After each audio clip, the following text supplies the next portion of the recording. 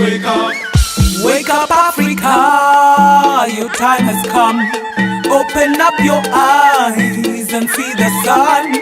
Open up your spirit. Wake up, wake up, wake up, wake up, wake up, wake up, wake up. Wake up, Africa. Hey family, we are at the Building Bridges conference right here in Houston. You know, we've met so many amazing people, and all I can say is there's just so much amazing energy. Something is happening, guys. Something is happening. And, you know, it's not about you, it's not about me, it's about all of us and what the Most High is doing in each of our lives. I'm here with Brother Deric, and I just, you know, you gave me goosebumps with your conversation. That snake story was so powerful. I don't even know if you can, I know you can't tell the whole story, but can you explain to us the unity, the similarity between Africans on the continent and Africans here? Well, what we did is we drew a parallel and a picture of the black man and woman on the continent and the black man and woman in America. And the picture we painted dealt with two neighbors who sat or lived beside one another. And the first neighbor comes outside, looks in the backyard, and the neighbor's garden is destroyed. Well, the first neighbor goes and confronts the second neighbor. The second neighbor says, hey, I did nothing to your garden. Then the second neighbor goes out and finds out his garden is destroyed. So the second neighbor assumes the first neighbor did it, and now they've got this contentious relationship. Well, the first neighbor comes out and finds his dog is dead. Goes and confronts the second neighbor, then the second neighbor comes out, his dog is dead. And all of a sudden, one of the neighbors shows up at the doctor's office and asks the question to the other neighbor, why are you here? They bumped into each other at the doctor's office.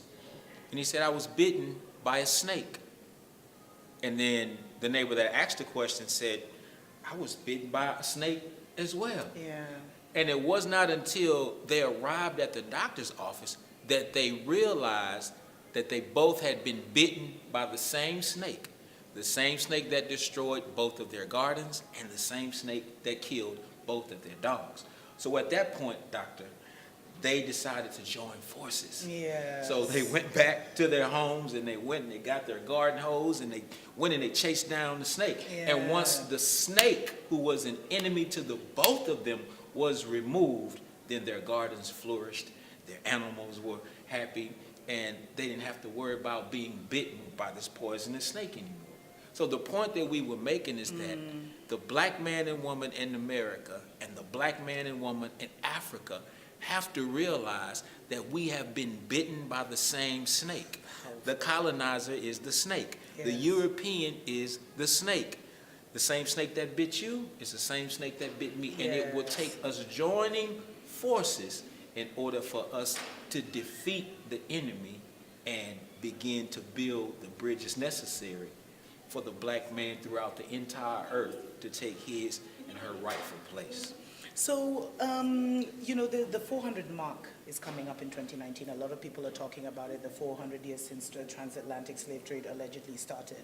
What is your opinion of that? How do you see that as a significant turning point? And do you feel the kind of awakening that is happening with all, you know, black people across the world?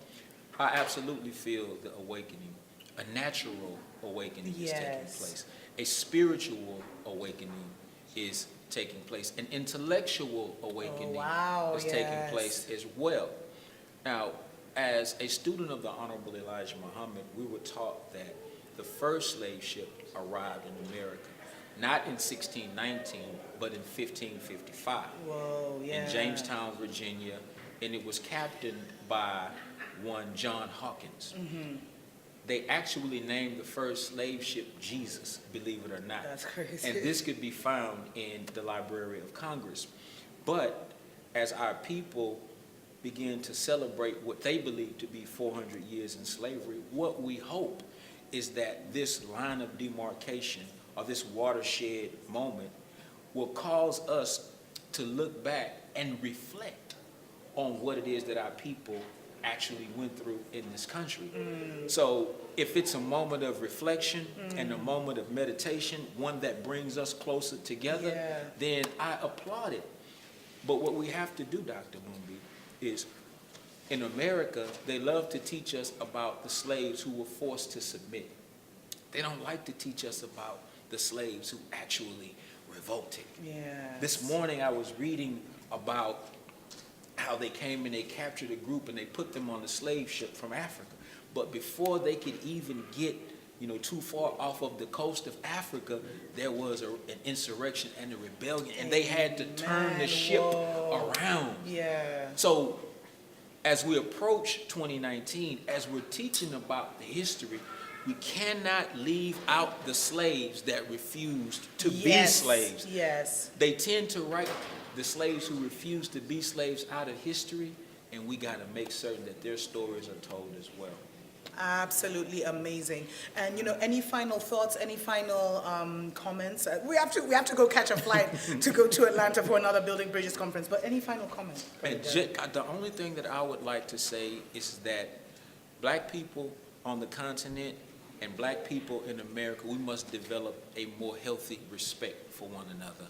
Once we have identified who the snake really is, and if you're from Africa and you come to America and you see the horrid condition of our people, because what they do is they use movies, they use music, they use videos as propaganda to make our African brothers see us as less than human beings. Yes. But when our Kenyan brothers come to Africa, I'm saying, bow to your Kenyan brother, but the Kenyan brother also has to bow to the brother from Compton. And the brother from Compton has to bow to the Nigerian brother. And the Nigerian brother must bow to the brother from Harlem and Fifth Ward. We're flesh of each other's flesh and blood of each other's bone, and that should be reflected in the way that we treat one another and the way that we do business with one another. Amazing, amazing. Thank you so much. Thank you so much. And welcome to America. Thank you.